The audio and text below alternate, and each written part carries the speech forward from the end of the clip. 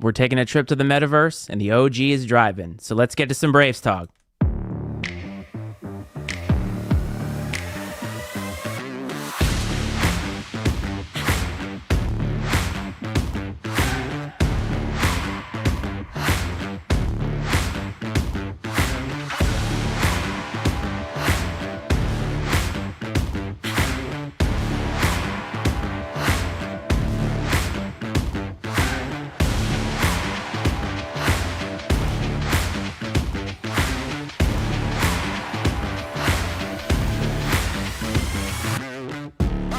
The Braves are traveling to Myrtle Beach. Meta is driving the plane, and the OG had one of the best weeks of his entire life. Welcome to Braves Talk, everybody. This is the Iceman, Matt Freites. Across from me, as always, the coach, Brad Powell, and the ever-loving OG, Rick Powell. How you doing, fellas?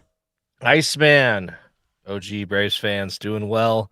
Happy to be here. We had a nice win on, Saturday night at Carver in front of a nice crowd, which was fun. And now we're ramping up here for the Myrtle Beach Invitational, and I think there's a few folks that are in our little group chat on X that are there, which is great. That'll be exciting, and so looking forward to that, man. Doing well, Dad, and now may be the time, I guess, if you want to take your victory lap, if you will. We'll bend the knee to the OG on his predictions. Well, of course, I got to stand up for Meta. But I must say this, though. His game Saturday night was not his best as a Bradley Brave. He actually had better points in a game last year and rebounds in that same game. But, yeah, he done well. If he could do that every night, I'd be tickled pink. But, yeah, we gotta love us some Meta. Can you do me a favor, Rick? Can you bring us where your mind was as this is going on? Because the group chat's going off. I'm sure you're sitting in the crowd at Carver just absolutely reveling in this. So can you give us a little insight as to how this was going for you? I was kind of sitting back like this going, yeah, that's my man. That's what I'm talking about. See, I love the confidence. I absolutely love the confidence. Hey, I do have to, there's something I got to come to his defense on a little bit, because there had been a little bit of talk, not a lot, but just a little bit, enough to make me do a little more checking. But as far as this year, the 4 games, he had a bad game fouling Saturday. He fouled out, with 5. Prior to that man has not been in foul trouble. Well, to be fair, he only played 3-0-1. He only played like 4 minutes against Washington State, to be fair. Well, yeah, 0 fouls. But, the other 2 games, one he had 3. And I think the first one he had 1. So, right at this point in time, it's not an issue. But I do think he was called on a couple of kind of really cheap fouls, if you ask me. But, hey, I'm not a official down there on the floor doing we talked about it last year, and I just want to know so bad, does everyone think the officials are terrible for their team all the time? Because I feel like it's every game, man. It just seems like the officials really struggle, especially I'm not even saying that they're out to get Bradley. I'm not going to imply that by any means, because I don't think that's true. It's just so damn inconsistent that it's infuriating. I think that's the thing, I think, with officiating. And, I officiated high school football, a while back, but not basketball. If you ask me, basketball officiating too close to the fans, I couldn't deal with it. You got too quick of a trigger finger. There'd be fans, wouldn't be anybody left in the building. But yeah, I think the inconsistency of officiating is really down. And in some cases, even on the football side, we've witnessed, some rule book knowledge is not there, but, or lacking. I feel like with officiating that it's like a subjective interpretation of something that feels objective, right? Because it's like, let's take, like you slap somebody in the hand in basketball. Objectively, that's a foul, but it's really how the officials see it, how they interpret it in the moment. And you got to think about game speed. Now, college officials don't get paid like professionals do, right? So who knows like how all that works and like what their normal job is. But the consistency factor is 100% on point because you never feel like it's consistent. It's kind of like the strike zone in baseball. It was like, hey, as long as you're calling it both ways for both teams, we're in good shape. But at times, I'm sure it does feel like the referees or the officials are not doing that. And that can even ebb and flow from one quarter or one half to the next, where it's like first half, totally good with it. Second half, what changed? I don't understand what changed. And it could be a myriad of things. And so I think it isn't necessarily like built into fans to think that refs are against them. I just feel like fouls and anything that's negative toward your team never feels good. And so it does probably feel like, God, we can't catch a break. Yeah, unless you're a Chiefs fan. I feel like, a lot of cases, let me give you an example. I think on one occasion, Atlason got called on a foul, with the body contact where, the opponent drove the baseline. This is in the first half. And it was very light, not super physical, but it was just body contact of a guy driving from the corner into the basket, and Atlason gets called for the foul. But then here's where we discussed about the consistency. Same thing at the other end can happen and no fouls called. Well, I wonder too if there's like specific indicators that the officials look for that we're like us ignorant fans aren't aware of, to where two things that look the same to us really aren't if you like kind of get into the nuance of it or whatever. And we could obviously debate that all day, but I think while we're here, obviously, this is to recap the victory over Northern Illinois, right? 76-60 the other night in front of just over 6,000 fans at Carver. Nice to see the fans came back. Sure, obviously, being a Saturday night helps a lot, so I don't want to read too much into that, but it was a nice crowd, especially for this early in the year. And not surprisingly, Duke Dean leads the way with 16 points. And as we already alluded to a little bit, we had the breakout game for Meta with 12 points and 7 boards. And Dad, I mean, credit to you because you're, a lot of us are thinking, okay, like this is, I put it on the notes, breakout game, but you're here to correct us in that we saw this and more last year at some point in time. And maybe just some of us allow some of the more lackluster performances, if you will, to cloud our, our vision when it comes to Meta. Right. Yeah. Because mistakes are magnified no matter who the player is. And the excitement, I think, because there is a large number of fans that want Meta to truly succeed. I think everyone does. But it's like, I don't remember which game it was. Could it have been the Missouri State game or UTSA? He was getting fed some quick, short, underneath passes, and it's something he's probably not used to, at least in live game situations. And he still does not have the soft hands to receive those passes cleanly. And he had a couple turnovers in that respect. It's something I'd like to see him work on. And I think he knows that. And we'll in all probability do work on that. But it's one of those things that but isn't it funny how as fans, we're real quick to judge these guys for not being able to do something that we most definitely couldn't do either. And I understand that they're Division I athletes and with NIL and scholarships, of course, but it's so hilarious just across like all sports, across all fandom, how critical we are, while our guts hanging over our belt. And I don't think we're 8 years in. People like that living their younger days vicariously through a Kurt and Briley team. I don't think that any favorite team. I think when like let's take us, because this is all we can control.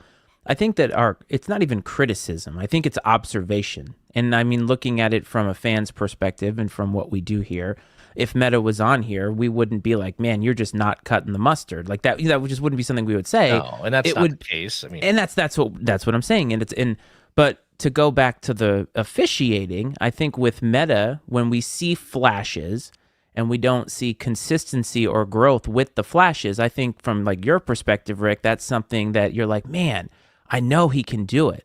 We've seen how he can do it. I wish he could do it more often because it would really elevate this team.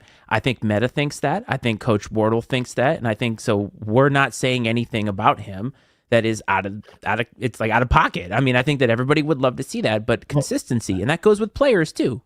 And it's coming with time and more time him being in there. And I think it was the coach's show the other night that had Coach Mike Bargan on, and who's the guy that coaches mostly basically the offense for the team. But it was mentioned that the Dukes, Zeke, the guys that's going to be feeding him the ball is getting a little more confidence in him, his playing. They set screens for him, and so Duke wants to reward him. So he'll try and get him to, make his play to where he can get him open. And they did that, quite a few times in the game the other day against Northern Illinois. I think him building confidence is going to be huge also. Yeah, and that's just going to create even more confidence with, the rest of the team. Right. And having confidence in him and his abilities. And you'll see a game open up. The thing is about this game, right, is you look at the offensive stats, and I think it's consistency for the Braves so far. Like they're a good shooting team, especially when they get hot from behind the arc. I think they're 50% from behind the arc, which is a really good recipe for success. But to go back to consistency again, fouls, turnovers. This is something that is plaguing this team, and it almost seems like it's continuing from last season's team. It's a different team now, but like that was something we talked about a lot last year. And the turnovers especially. I don't know how you fix that. It's a focus issue, and hopefully that comes along. But I mean, offensively, I think they're where we think they should be at. I don't think they've hit their ceiling yet. It's in the focus department, defensive department, especially in the second half. But I think this game kind of highlighted that we're ascending toward the ceiling. Yeah, and not all turnovers are equal, are unforced. Yeah, not all turnovers are created equal. There are certainly unforced turnovers that are frustrating for the coaches, for the fans, or everyone involved. But I think there's a certain amount of turnovers that are occurring as a result of being aggressive, right? This offense, when they're flowing, as frustrating as it can be sometimes when things seem to stagnate, it stretches during the game. When this offense is out and running and flowing, they're impressive. And I think that they really try to push the ball and be aggressive. And a byproduct of that, unfortunately, is going to be turning the ball over occasionally.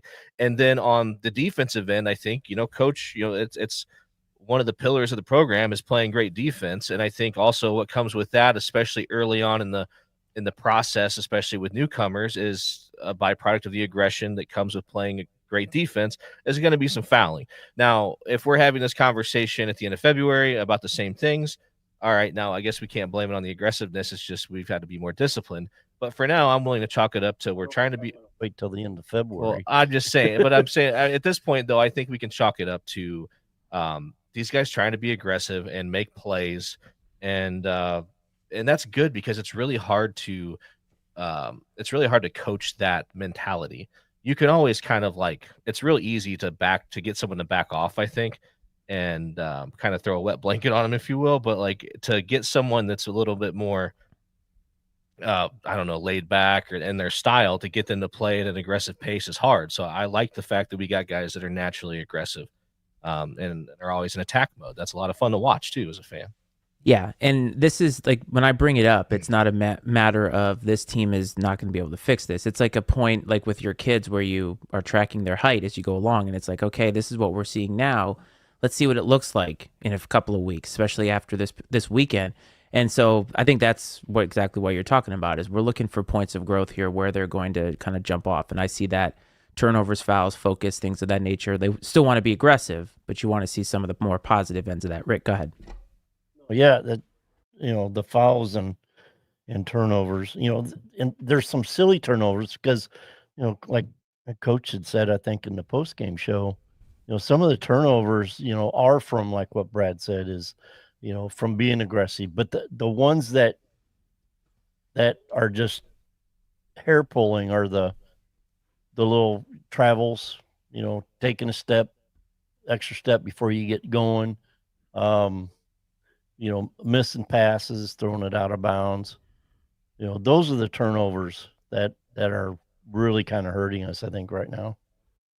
No, I agree completely. And what's nice though is when we get into foul trouble or if guys are having a rough night in the turnover category, I feel like we've got some quality depth, and right now, we went 8 deep the other night. I think, obviously, if with healthy Birch, we go 9 deep, but we got 20 points from the bench. 12 of those came by way of Meta, which was great. And, we maybe didn't get the contributions we would have liked out of a few others, but unfortunately, it was a night where we didn't need, Connor Dillon to come in and light it up from 3, and we didn't need Bully to come in and get himself to the line a bunch for us to find a way to win this game. And but it's nice to know you have guys that can do those things as well.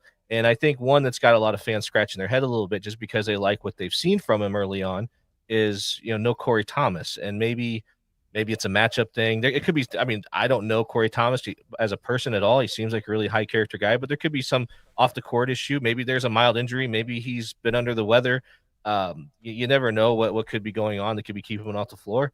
And but obviously coach sees these guys every day at the same time. And Iceman, I know you put that comment by Brendan up there. I didn't get a chance to really dive into it. Yeah, I put it up there just one to shout out somebody who we've hearing from for the first time this season, but also talking about the differences between the fouls and the turnovers and talking about sort of like casual ball handling. And I think that's kind of one of the things you talked about, Rick, was, sometimes it's a little bit loose, a little bit cavalier. So just wanted to highlight that because we had a little bit of an influx of new people so far to the channel. So want to shout out those folks because without them, Brendan, we're not glad here. You're here, man. Absolutely glad you're here, Brendan. No, and I agree. I think you're right. Some of those more casual ones, the traveling, the lazy passes, maybe not focusing on receiving a good pass. There's a lot of times, and Meta has been on the receiving end of these several times, but he's not the only one, where one of our guards makes a freaking perfect pass and we can't handle it. And those are extremely frustrating. But I think hopefully as we get more confidence and get more comfortable with each other, things improve in that department, because we've got some guards that can make some plays, but you've got to be able to finish it on the receiving end. Bully, how can you not like his basketball knowledge? That had that one ball he actually hit the floor for, and was it Hannah running down the field, and he just smacked the ball down court to get it to Hannah, and Hannah had his Darius slam at the other end. So, headsy play, and you got to like that out of a freshman, a true freshman. So there's a lot of stuff to love about this team. Absolutely. So speaking of Darius slams, we had our little group of in the group chat on X, and if any of you are in here watching now and aren't a part of it, just throw your X username in the chat and we'll add you to it. There's about 20 or so passionate Bradley fans that are in here constantly bantering back and forth about all things Bradley basketball, and it's a lot of fun. But I threw out a little thing before the game against Northern Illinois to get everyone's predictions on Duke Dean points, Darius dunks, CD boards, Almar threes, and Bully free throws. Just free throws attempted, not made. And everyone threw out their guesses. And I tell you what, what I did is I went through and just calculated like how many total were you off? Like, so obviously if Duke's had 16 points, so if you guess 17, okay, well there's one, and just kind of add up throughout. And the winner this week for the Northern Illinois game was Matt Russ. So Duke had 16 points. Matt Russ predicted 7. We had 2 Darius dunks. Matt predicted 3. We had 6 CD boards. Matt predicted 5. Almar had 2 threes. Matt predicted 3. And then Bully free throws was 4, and Matt was right on with 4. So he was 1 off on the other 4 categories, spot on the Bully free throws. And then we had a few people that came in at 5, like Kevin Mungie, Connor Matthew King, and then we had one other gentleman that had one that came in late, and I apologize. I don't have the name in front of me. Gold. Your last name's Gold. I can't remember your first name. I apologize. But, yeah, we had 3 people right there on Matt's heels. So congratulations, Matt. You win a high five. Shout out on Braves Talk for winning the little challenge this week. I'll throw something in there tomorrow, though, for the Texas State game.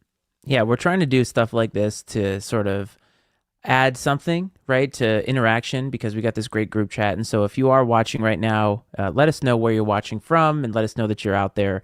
And we want to get engaged with as many Bradley folks as possible, because that's what we're doing this show for. So congrats, Matt, my namesake. And we love everybody who watches, consumes, talks with us, all that good stuff. So definitely excited for you. And Brad, you'll have to keep that up in the chat. And who knows, maybe we'll continue this as a nice little trend and Rick can continue to give his meta stat line. So we have this game in the books. We have 4 games. We have the weekend coming up. A lot of people could be in Myrtle Beach. The team is certainly in Myrtle Beach, as we confirmed a little bit earlier today. But let's take a look at the team through 4 games. And Rick, let's talk about some positives. What are some things that you looked at that you think are positives after the first 4 games of the season? Positives. The new guys are blending in fairly well. I mean, with limited time with Connor Dillon, but he is starting to pick up that pace a little bit. It's looking pretty good so far the last 2 games. And of course, Bully, as I already previously mentioned, I'd like to see a little bit more what we got with Corey Thomas. And then one of the last guys off the bench, comes in. The new guys is Timothy Vandernap. I guess he had a free throw. I think he made it late, and we were already kind of on our way out, hit the men's room and all that good stuff. So thank you for that story. yeah. I really appreciate it. Yeah. Welcome. Glad to know. Now we're familiar with your post-game bathroom habits. It's a long ride home. So I think that there's a few measurable positives that I think we can take away from the first 4 games. It's not a huge sample size, but it's something. And that is the 52.1% field goal percentage, which is good enough for 24th best in the country, which really jumped off the page at me. 43.7% from 3. That's number 12 in the country, which is great. If we can maintain anywhere close to that, we'll be in business. We're just going to have to stop people, which I think we're working on. We've out-rebounded opponents 146 to 117. Again, that's another pillar of the program is great rebounding. And then free throw percentage 74%. It could be better, but it hasn't hurt us, right? I think it's better than what we've seen in some prior years. We've had some instances in the past where when certain individuals maybe get to the foul line, we're like, and we'll be lucky to walk away from this with one of the 2 or whatever. We got a group of guys that I think you can feel confident in when they step to the free throw line. And it's something that I really believe is going to win us a game at some point in time this year is the fact that we got some guys that can get to the line and knock them down. And that's really critical. And I think there was a game last year, and I can't remember off the top of my head. Somebody, if you do, you can throw it out there. But I feel like we shot a bunch of free throws, but we lost the game by a handful of points. We shot a bunch of free throws, but our conversion percentage was terrible. And it was the difference in the game. And it might have even been one of those non-con game that was one that really like hurt the resume. It was like Duquesne or Cleveland State, something like that. But and I could just be making this up. I have no idea. But no, a lot of positives. It's always an obvious thing to say, but how many times, Brad, did we see teams just miss free throws when we went to the NCAA tournament in Charlotte? And it's like they add up. Like you don't think about it in the moment because you're like, all right, the game is still relatively close. And then when you look at the end and you think, wow, we missed 8 free throws, lost by 5. Like you make 5 of those 8, which is not a great percentage when you think about it in terms in total of free throw percentage. And it's like those little things do matter. And so I think if you're going to combat the fouls that we've seen from the team from being aggressive, getting to the line and taking advantage of those chances is going to help negate some of that. Those are definitely positives to take because sometimes shooting gets cold. I mean, it does. And if you're getting to the line, though, making those free throws, it helps. And those, I think, are all positive signs. Yeah, if you have a bad shooting night, you got to find other ways to get on the board, and getting the free throw line is one of those ways for sure. So a lot to like about what's happened so far through 4 games. But let's look ahead here. We got the Myrtle Beach Wow. Myrtle Beach Invitational. I don't know. I've never heard of her. The Myrtle Beach Invitational going on this weekend, and which is exciting. It'll be a fun weekend. Hopefully the Braves can win a few ball games. They start tomorrow evening at 4:30 local time here in Peoria against the Texas State Bobcats. Texas State 2-2 so far with wins over Eastern Michigan and McMurray. They do have a close road loss at TCU where they were competitive, and they're currently sitting at 152 in the Ken Palm. I think that we'll send it to you in a second, Dad. I think that you've got this is a team you think is pretty solid. The Braves are sitting right at 100, squarely at 100 with these guys at 152. This would be a decent win to get to start the weekend off right. So tell us what you know about the Bobcats. Well, before I grab into that real quick, I want to shout out to Bobby Hack up there on the Kennedy in Chicago. I feel for you, bud. I've been through there about this time of day. It's not fun. And that's in a big truck. That's a dedication, by the way. He's listening and watching us while he's in traffic. So yes, absolutely. super fan territory right there. And shout out to Brendan Beery from Lansing, Michigan, watching. Good job. Been there. Anyway, get on Texas State. Presently, they have some players injured. I was going to, in an analogy, they got as many guys hurt as Notre Dame has players on season-ending injury IR. But yeah, they've got 4 guys hurt. 1 guy hasn't played yet at all this season. There's 3 players right now. I mean, I don't know the injuries, if who's going to be able to play tomorrow or not, how bad they're hurt. Really don't know any of that. I'm just kind of getting that information from guy from one of the Tappa Talk post.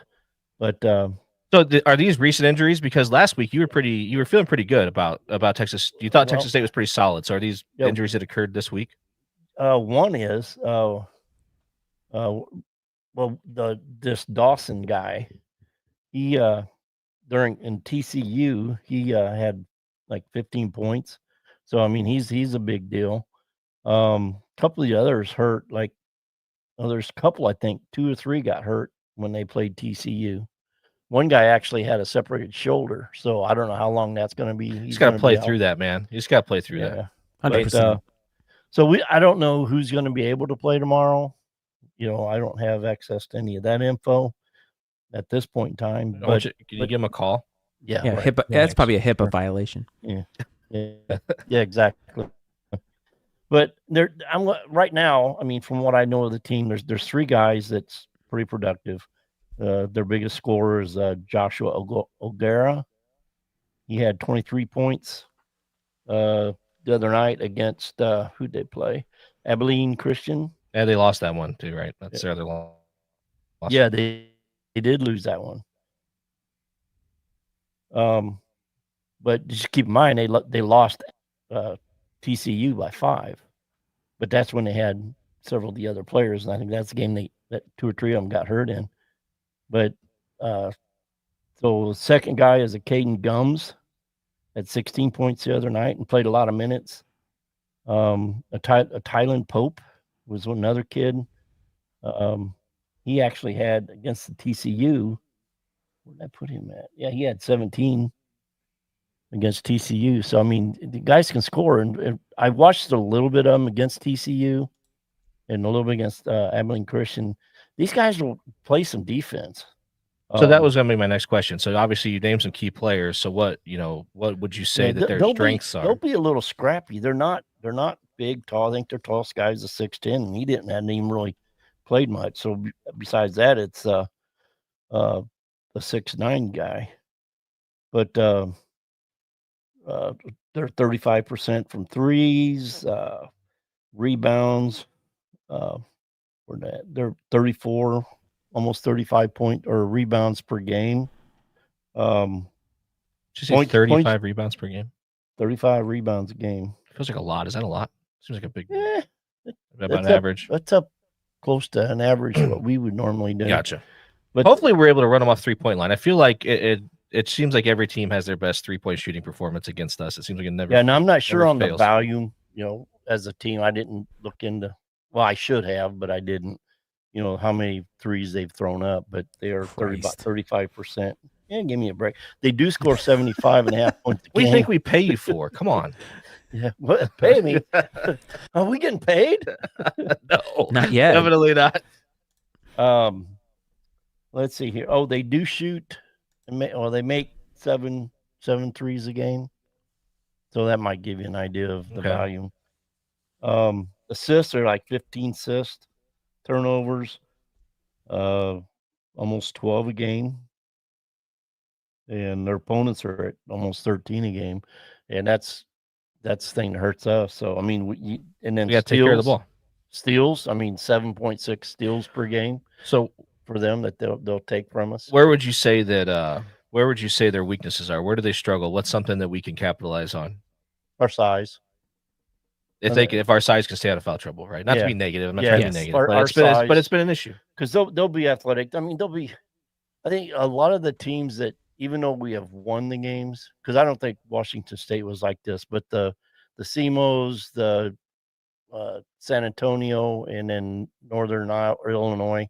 No, I always say that with Northern Illinois, but they are very handsy. Teams that are athletic, quick, they're really, hands around. And my best analogy is Connor Enright A type team of Connor Enrights. That'd be my Teams worst of- nightmare. teams of Connor Enrights, and they Worst just team they ever. just hound, No kidding. and poke balls away and stuff like that. And that's probably why they got the 7.2 steals a game. Hey, I ain't turned on the game tomorrow to watch any ball poking. All right, I don't want to see any ball Well, poking in the game tomorrow night. Do you think? I got a question for you guys. Do you think that we may see Coach go a little deeper into the bench, being we're going to play 3 games in 4 days? I would hope so, because we're going to have more size in opponents, like even into Friday, and then let's just assume that we can win tomorrow, win Friday, and South Florida makes it in the championship game for Sunday. They got a big guy. He's like 6'11", 270 almost, I think. So I mean, we got size that we're going to need Meta against, and try and get him to stay out of foul trouble. But we're going to need a little bit more athleticism, I think, inside. So these are some games that for whatever it might be holding Corey Thomas on the bench, might be able to get him in there and get, we got to see what he can do. Well, and realistically, I don't know. I truthfully, in a game with in meaningful minutes, I don't know how much deeper than Corey Thomas we would go. You know what I mean? Yeah, I don't know if I'd go a whole lot. I just at this point in time, But yeah. I mean, if you don't go him, I mean, at some point in time, then you're going to have to go more on the experience from a defensive end, and you know who that is. And a lot of people will really shun that idea. I don't have. I mean, hey, in a game on the line, you got to get a big body in there. If I'm with somebody in there for defense, Meta's in foul trouble, or Linky whatever else, and you don't have Corey Thomas, yeah, absolutely. If I'm not going to bring Corey Thomas in for his athleticism and rebounding prowess. Hey, I was very critical of Connor Linky a year ago, and he shut me up forever. I'm forever a Connor Linky fan, and I was a fan, but I just didn't think that. I was more skeptical about what he could bring to the table in meaningful minutes, and he was forced into that role due to some injuries, and we saw it, man. Like he showed up, and he was adequate, and that is more than a lot of people could do. Yeah. And so I have all the faith in the world in Connor Linky if we're in a situation where he has to play. Yeah, and I think, I mean, talking about still strengths, I think our size, our length, and that's going to be, I think all year long, some of our strengths is, size and length, our 3-point shooting capabilities. Well, not to get in too far down the road, and we don't want to go on too much longer here, but I'm curious how we hold up mentally over 3 days, especially if we face a little adversity, and then because looking ahead, obviously we're going to get the winner or loser depending on how things go of Princeton and Wright State. Our goal is to win and hopefully get Princeton, because that'd be a great game to get. And you said that Princeton returns the Ivy League Player of the Year, and one other player is first teamer. Yeah, so I mean that's an experienced ball club that they finished the year last season 2 spots ahead of us in the Ken Palm. Yeah, and they're currently sitting at 90, 10 spots ahead of us. They're at 90 right now. We're at 100. Did they make the tournament last year, Brad? No, I think that Yale did. Okay, I can't remember. Because they're a one-bid league, so I think Yale won the Ivy League. Okay, I could not remember if they. Unless I'm thinking like 2 years ago. Unless I'm thinking like 2 years ago or something. But yeah, so we Yale and Wright State, or not Yale. Goodness, I got me on Yale. Princeton and we could play with them. Of course, yeah. If this team we've said before, if this team is who they were picked to be, who we think they are, this is a team you want to go out there and beat. They just got to, get their heads on for cutting the turnovers down. We cut turnovers in half. I mean, I see no reason why we can't beat Princeton either. As long as we're it was Yale, by the way. There's only one thing left to do: win the whole effing thing. That's right. But this is an opportunity. I think we said it two episodes ago about how it's like a dress rehearsal for Arch Madness because they're going to have to do this when everything is on the line, the biggest of stakes later in the season. And I think now is the time to go deep in your bench, not necessarily too deep, but you kind of want to see what you have so that later on in the season, you know who you can trust, who maybe needs a little bit of work. And I think all the things we pointed out are going to come into play while they're in Myrtle Beach, and hopefully they get some wins. So, gentlemen, obviously there's a couple more games to go after this. We may or may not. It may just be the two of them. It may be all three of us. Try to get something in between now and the end of the Myrtle Beach Invitational. But do you guys have anything else you want to add? Actually, wait. We do. Rick, please give us my stat meta line. line for tomorrow night. Drum roll. Okay. Good drum roll, like Points. sound effect. 8 points for meta. 7 boards. 2 blocks. 2 assists. All right. And we should start doing like confidence intervals for that. We ask you how confident you are on a scale of 1 to 5. How confident are you on that? 3.5. Okay. All right. 3. That's not bad. That's above average. That's solid. That's solidly average in how he feels about it. I like it. If you're wanting right on the money, yeah, about a 3.5. And he can very well go over that too. So I see what you're doing. You're sandbagging a little bit. A little bit, but that's okay. We got a lot of season to go. Meta, by the time we're going to be talking about 20 points, 10 rebounds, it's going to be some Jokic numbers as we get toward the end of the season because this show believes in meta. Wouldn't that be something? It would be something. If that's the case, this team is in really good shape. Well, you know. Oh yeah, absolutely. The 3 numbers that's really kind of important to me, beyond the points and rebounds, is the blocks, steals, and assists. And fouls. Yes. Well, we're not even talking fouls right now. We haven't played enough games to see that he's in a trend. He's fouled out of 1 game, hadn't come close in the other 3. Fair enough. Fair point. Any parting words for the folks, Dad? Hey, let's get out there and root the Braves on. That's right. Let's talk it up. That's right. Definitely. That's right. Thanks, everybody. Appreciate those of you stopping by, and hope you all enjoyed it. Bobby, hope you make it home safely if you haven't yet. Matt, of course, we'll give you your flowers. You are the winner of the stat challenge for Northern Illinois. Like I said, we'll get one in there for this week, and looking forward to a little Bradley basketball this weekend. Man, we get 3 games in 4 days. That's a Bradley fan's dream. Yeah, nothing to complain about whatsoever. We want to thank everybody who came in who was brand new, maybe watched us for the first time. If you want to follow us on X at Iceman and Coaches, the handle, we can add you or somebody can add you to this Bradley chat that we have where we're going to try and continue some of these fun things. Like Brad, you're going to ask about stat lines and numbers and things like that. We're going to try to be more engaging. So we've had some new people here, very humbled by that, and we hope that you enjoy this product. As the OG said, you got to root for the Braves. You got to root for Meta. We've all got to do our part, and I think we can do that. Hope this finds everybody well, fam. Hope this finds everybody safe. From me, the coach, and the OG, as always, this is Braves Talk.